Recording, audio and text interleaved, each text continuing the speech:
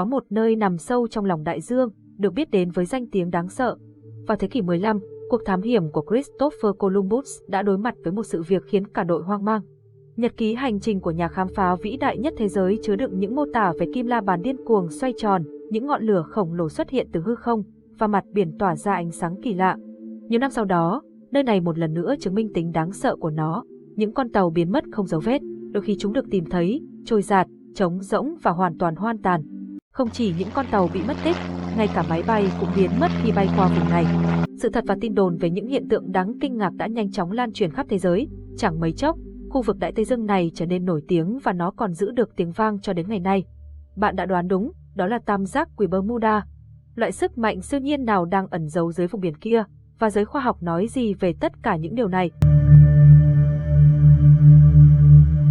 Chào mừng quý vị và các bạn quay trở lại Thiên nhiên kỳ thú.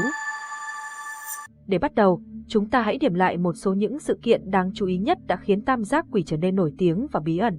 Chiếc tàu huấn luyện HMS Atalanta rời bến cảng Hải quân Hoàng gia, đi từ Bermuda đến Anh vào ngày 31 tháng 1 năm 1880.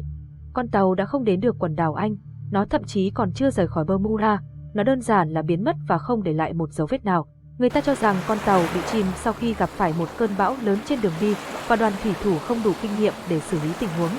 Khi đó, cả thế giới háo hức muốn tìm hiểu về số phận của chiếc tàu. Khi tàu mất tích, Bộ Chỉ huy Hải quân Hoàng gia Anh nhận hơn 150 bức điện tín và 200 cuộc gọi cá nhân từ bạn bè và người thân có liên quan. Con tàu mất tích gây xôn xao dư luận và công chúng, họ yêu cầu một lời giải thích thỏa đáng. Người ta đưa ra nhiều giả thuyết, nhưng không tìm thấy một mảnh vỡ hay xác chết nào, chứ đừng nói đến những người còn sống. Sự mất tích của HMS Atalanta đã trở thành một bí ẩn. Tàu chở than USS Cyclops chở đầy quặng mangan rời đảo Barbados vào ngày 4 tháng 3 năm 1918. Vài ngày sau đó, nó cũng biến mất không dấu vết cùng với thủy thủ đoàn gồm 309 người. Sự cố này gây ra số thương vong cao nhất trong lịch sử Hải quân Hoa Kỳ lúc bấy giờ. Có nhiều giả thuyết liên quan đến vụ mất tích của Cyclops.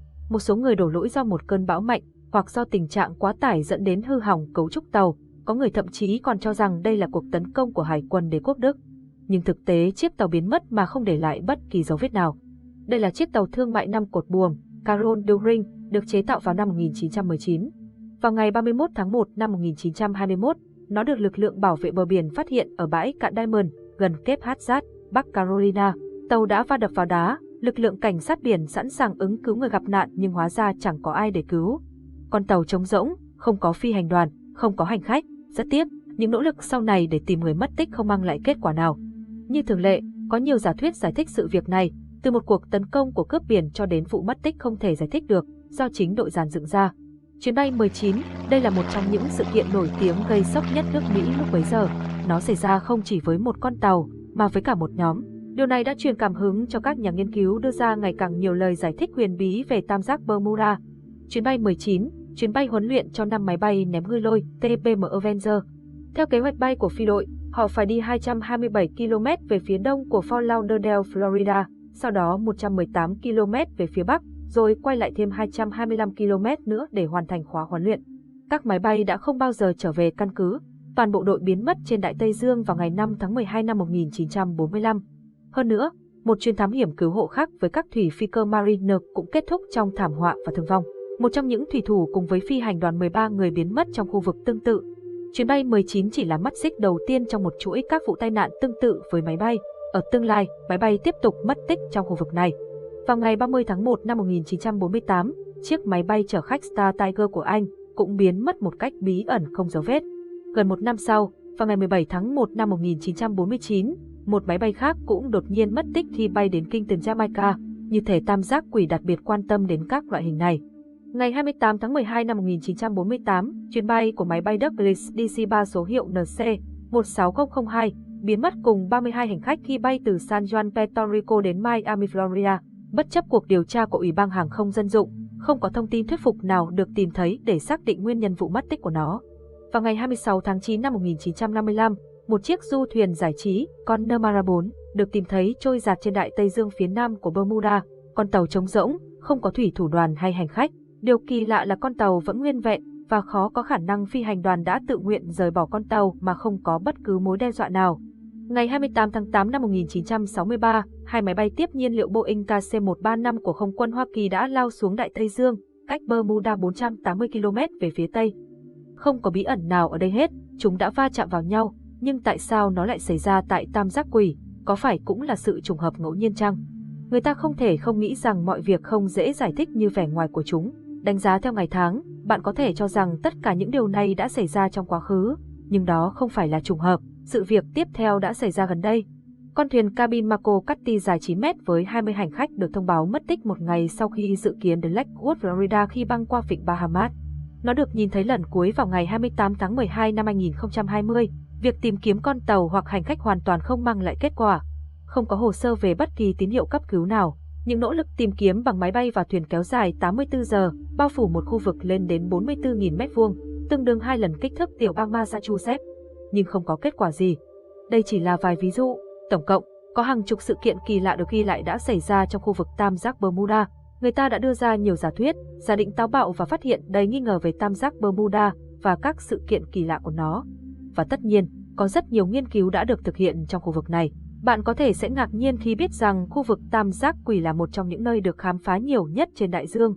Nhưng đó không phải những vụ mất tích bí ẩn của tàu thuyền và máy bay. Nhiều đoàn thám hiểm đã được cử đến khu vực Tam Giác Quỷ để nghiên cứu dòng chảy của vịnh, ảnh hưởng của đại dương đến thời tiết, đáy biển và khoáng chất, cũng như cấu trúc địa chất lớp vỏ trái đất nằm sâu dưới đáy. Nơi này thực sự là một vùng biển vô cùng phức tạp và được xem như một cái bẫy chết chóc, ít nhất là từ một góc độ nào đó. Những vùng trũng nước nông, các vực nước sâu và quá trình lưu thông không khí phức tạp đều tồn tại ở đây. Và bây giờ chúng ta sẽ tìm hiểu tất cả, hãy bắt đầu từ đáy biển. Cấu trúc đáy vùng đại dương đã được nghiên cứu rất kỹ, thậm chí người ta còn mở rộng xuống sâu vài km. Trên thềm lục địa ngoài khơi Florida, vùng Bahamas và Bermuda, rất nhiều hoạt động khoan và nghiên cứu địa vật lý đã được thực hiện. Sự đa dạng địa hình đáy biển ở Tam Giác Quỷ khó có thể tìm thấy ở bất kỳ nơi nào khác trên hành tinh. Khu vực này phong phú với nhiều loại địa hình khác nhau, thềm lục địa với bờ nông, sườn lục địa nằm cạnh biên và trung tuyến cao nguyên, eo biển sâu, đồng bằng vực thẳm mở ra một khu vực rộng. Sự đa dạng này rất hiếm có trong một khu vực đại dương tương đối nhỏ như vậy. Các nhà khoa học đã thực hiện đo đạc và tạo bản đồ hình thái của đáy biển trong khu vực Tam Giác. Kết quả cho thấy khu vực này có thể được chia thành hai phần, phía Nam và phía Bắc. Vùng phía Nam bao gồm thềm Florida, bờ Bahamas, eo biển và rãnh Puerto Rico.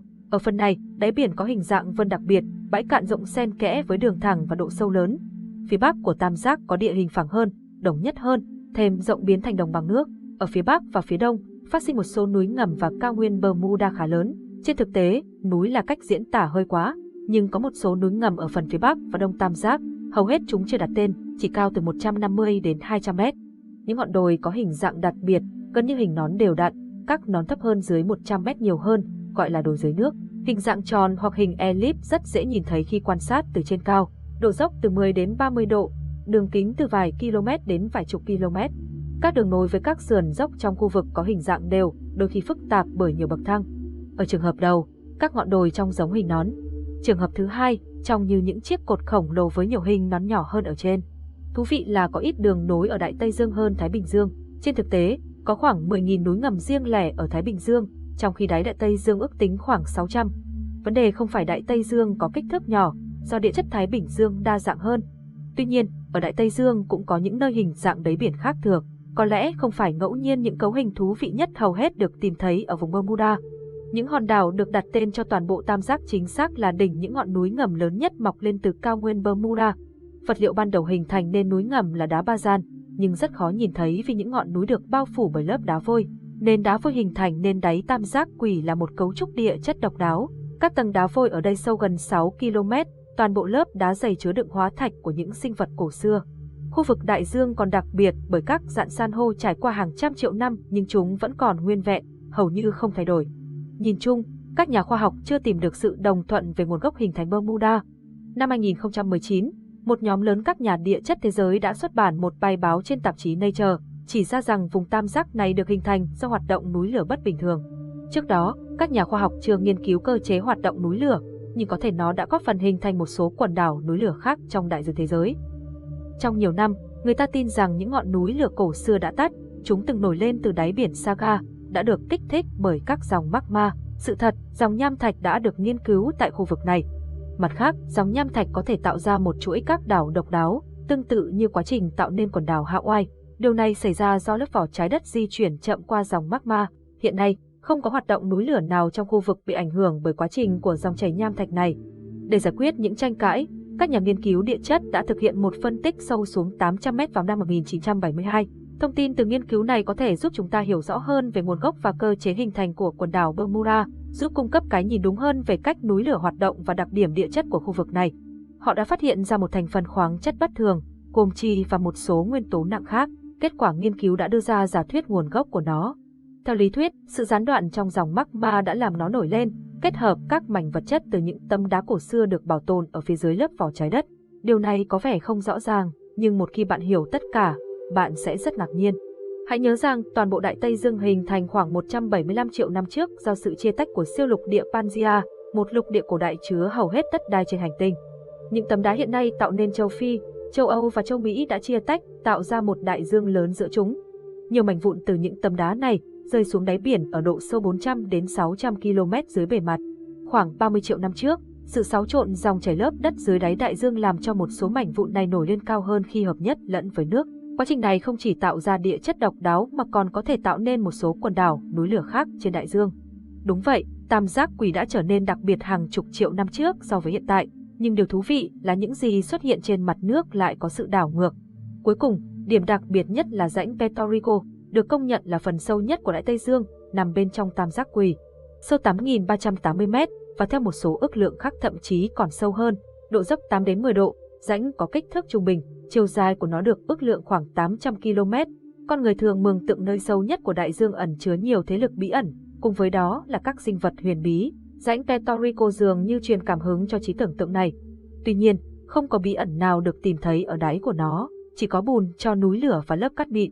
Các sinh vật biển sâu đặc biệt sống dưới lớp trầm tích, chẳng hạn như bọt biển, mực, giun và một số sinh vật sống khác, và tất nhiên có cả cá.